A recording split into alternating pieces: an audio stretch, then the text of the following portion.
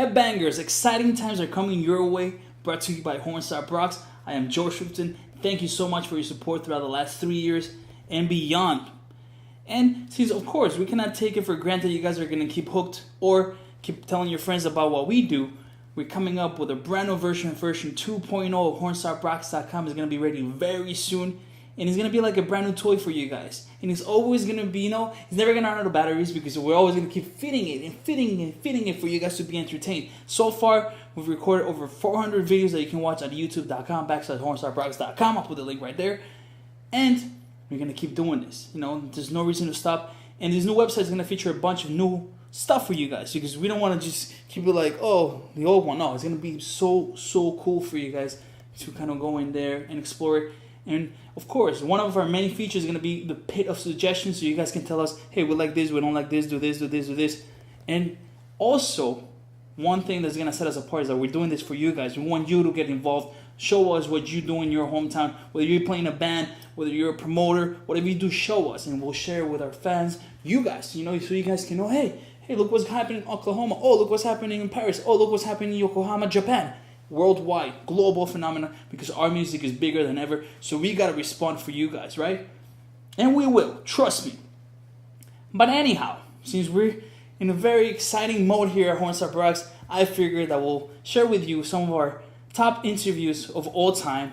In the past 3 years, everything started from us kind of hustling a little bit, or we still do, but we will go to the tour managers at the end of the show and be like, hey, can we go chat with such and such? Hey, can we do that? And eventually, it came down to like, hey, can we interview such and such? Yes, you can. It kind of like, we grew it that way.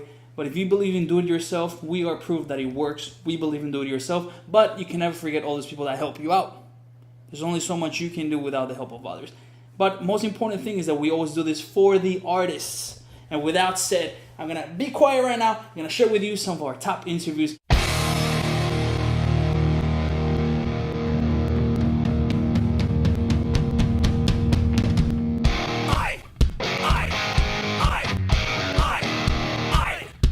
We got to kick it off with this one. Why? Because we're talking about the big four of thrash metal. Metallica, Slayer, Megadeth, Anthrax. Without those bands, I'm sure you wouldn't be watching this, wouldn't be listening to a lot of the good music that we love. A lot of the music that we love wouldn't have been created, period. So let's check it out. This took place on September 14th, 2011 at Yankee Stadium in the Bronx.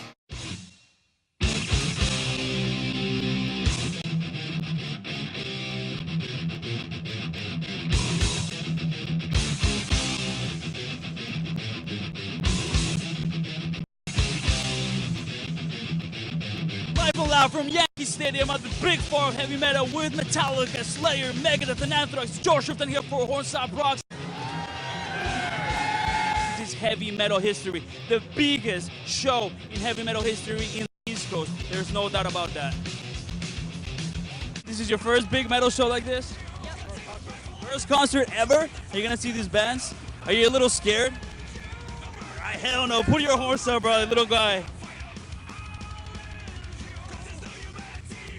I was born in Misericordia Hospital off of 233rd Street. It's no longer there. They renamed it. Was it Our Lady of Sorrow or something like that? The three of us are actually born in the same hospital, which is pretty insane. A lot of breeding going on around. We didn't know that. This next one features Cristina Scabia from Lacuna Coil. It took place on January 28, 2012. We're here in New York City, inside Madison Square Garden. I'm here with Cristina Scabia from Lacuna Coil. First of all, welcome to New York. Hi, thank you so much. How are you? How's everything going so far on this amazing tour? It's doing fantastic. It's only the third day of the tour, but everything is going great. Every band is super cool. There is an awesome vibe in the dressing rooms and on stage, and everything's doing amazing. And we love New York, so it's going to be fun tonight. Take us into that first time when you guys first came to New York. Of course, being from Italy, it's a big deal when you come to New York. But take us when you came for the first time to New York City. And, now you're here again, but, of course, a very different scenario. Yes, it's just weird because we are coming from Italy, so we just watched a lot of movies, and every time we would see New York, we were like, oh my God, how is it going to look like, when we knew that we were coming here for the first time. And when we just arrived here, everything was like in the movies. This next one was very bittersweet. It was one of the last interviews that Mitch Lucker from Suicide Silence ever did. Mitch, we miss your brother. Huge shout out to his family, all his friends, and of course all the guys from Suicide Silence who've always been very supportive to Hornstar Rocks. Here it is. Very bittersweet moment. It took place on August 16th, 2012 at our Irving Plaza during the All-Stars tour. And what keeps you sane when you're on the road? Obviously, there's, it's a lot of work. Of course, everybody wants to be in this situation, but what keeps you guys, focused? Because that's the most important. That sane. No one's that sane. I mean, anybody that does this for a living is not sane or sound at all. But I bring my dog with me on tour. That's kind of like a little bit of grounding, a little bit of reality, because he needs to get walked, he needs food, he needs everything. He needs his antibiotics, everything he needs. And that kind of keeps me like in check with reality, keeps me, I guess what you say, quote unquote, sane, but I don't think anybody abides by being sane.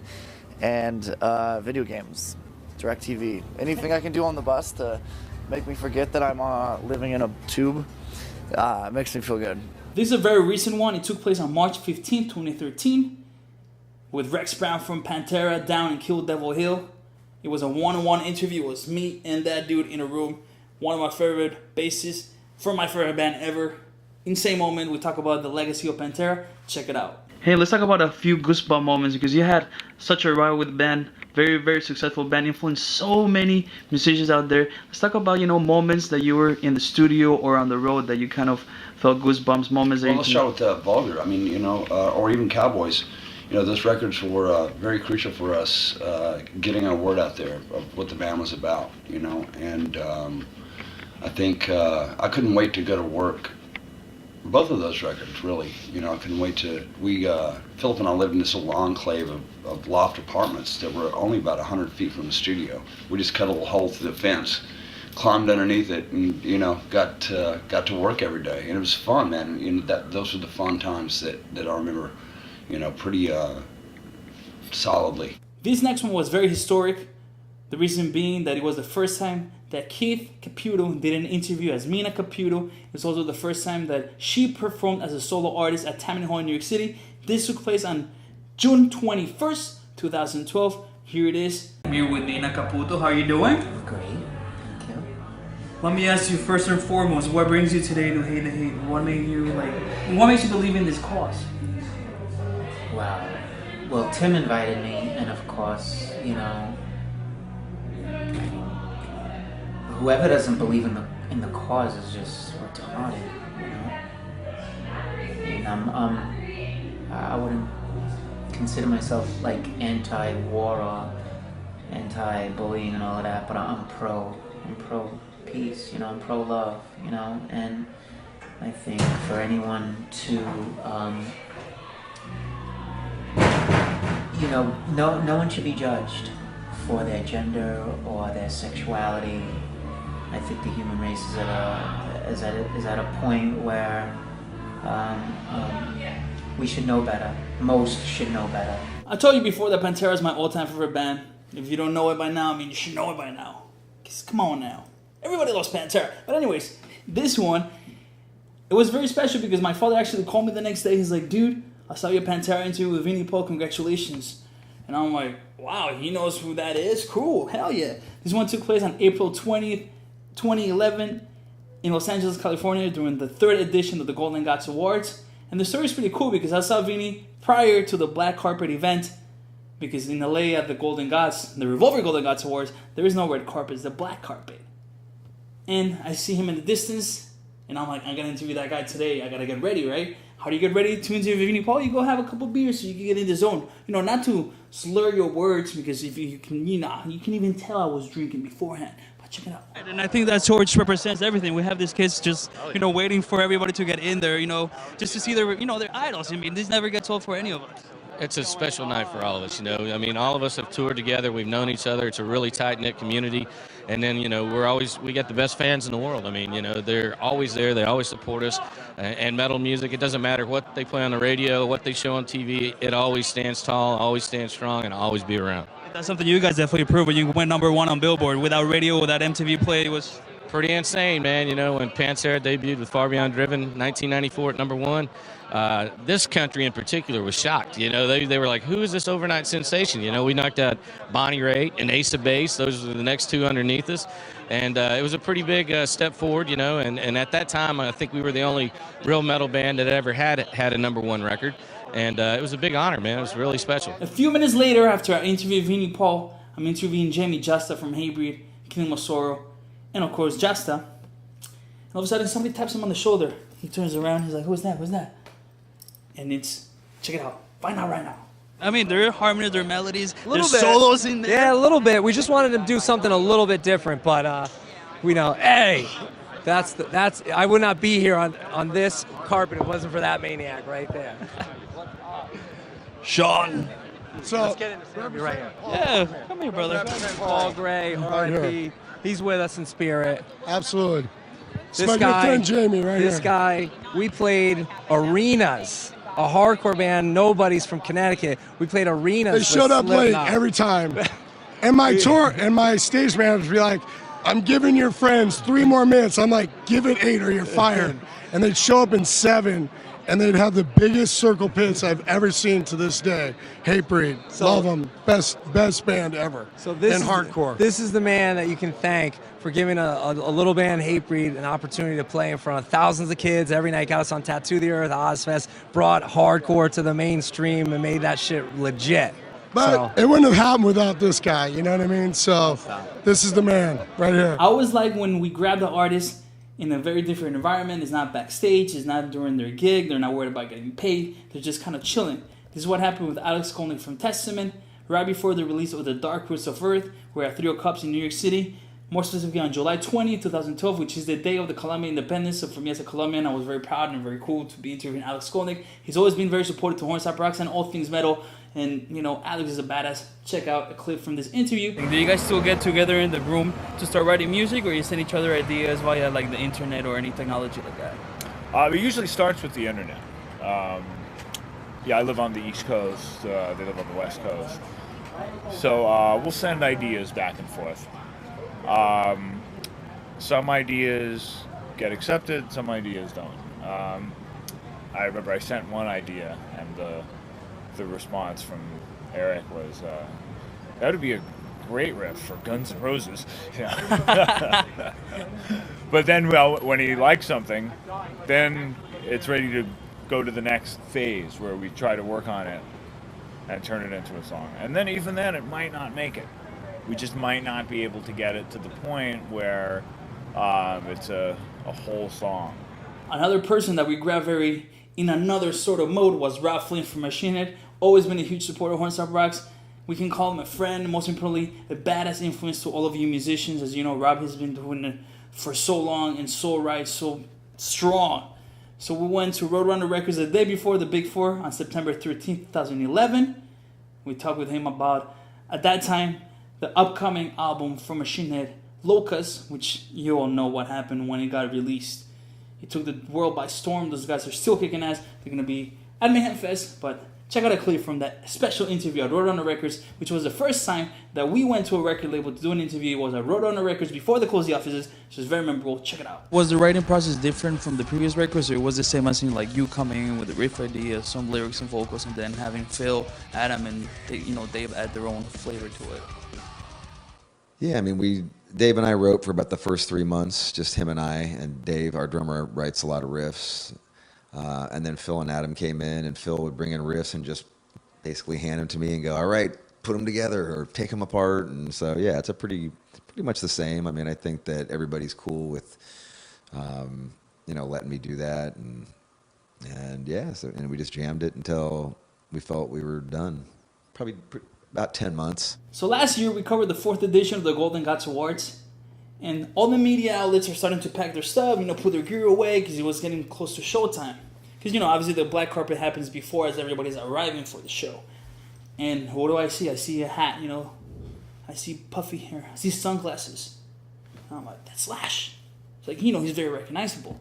So he walks, he's like in front of my microphone. I'm like, This is what happened. Of course, I'm here with Slash, who's not only performing tonight, but you really emblem what's a Golden God, man.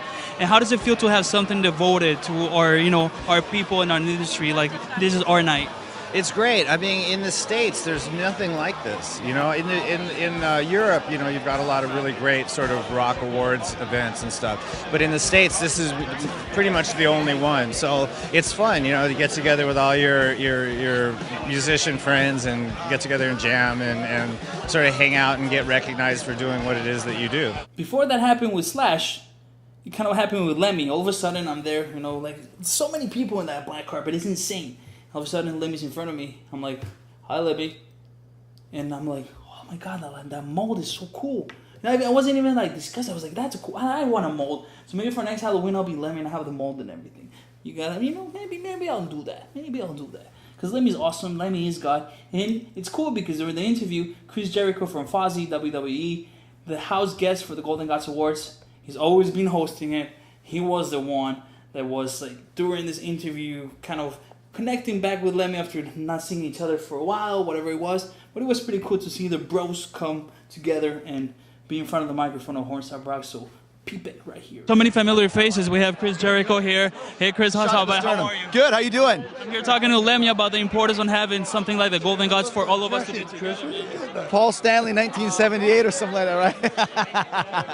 And of course, hey, before I forget, man, I want to commend you now because you agree with me. Not only is Lemmy the God, but hey, you keep doing it time after time, album after album. You're not one of those who puts out like a song here and there. No, it's always solid, man. So thank you. Thank you. I actually think that Lemmy should be in the Rock and Roll Hall of Fame, honestly. I think Motorhead should go in. Seriously. I lent him a jacket and a pair of boots for an exhibit, Yeah. and they lost the jacket. Shut up. My Ace of Spades tour jacket. You're kidding me. How did that happen? What did they tell me? How could they lose it? I mean, come on. Somebody's wearing it, you Somebody know. must have stole it. Yeah. Because they're a Motorhead One fan. of the staff. Yeah, exactly. Last but not least, we have an interview that also took place on April 12th, 2012 at the Revolving Golden Gods Awards version 4. This one's with Hellstrom, who recently won the Grammy for Best Heavy Metal Performance. We love Hellstrom. You love Hellstrom. We love you. Thank you for watching. Remember, all these interviews can be seen at youtube.com/hornstarprox.com. Version 2.0 is coming your way. Make sure you buckle up, be ready. Hey, and remember, if it's getting too loud, you're getting too old. Why don't you tell us a little bit about the history of your band and, you know, what it means to you guys being in the black carpet of the Golden Gods Awards? Oh man, you know, we've been a band for a while. It's actually the four of us. It's going to be 10 years next year that we've literally been living 2 feet from each other. It's just a crazy roller coaster ride, man. It's the best thing ever. We're in a rock band, and you get to do what you love every day with the people you love. This event is kind of, you know, the pinnacle of that, because we get to see everybody that we've toured with. It's a big family reunion, and it's just fun. It's like this is our award show, you know. And who are you looking forward to seeing perform tonight? Man, it'd be cool to see Slash. And He's on my floor. And we've never seen Marilyn Manson before, so that'll be awesome. Never? Never. No, not even back in the day. I wanted to back in the day, I just could never afford it. So this will be cool. I think metal is in good state. It's actually now I think bigger than it's ever been. You know, more accepted. You see metal on TV, and you see it's more common. Like you have different outlets for metal now too. It's becoming a little bit more normal, I think, nowadays. You know, metal is accepted in society now. Still the bad boy, you know. we still, you know, the bad people, but we're getting a little bit accepted.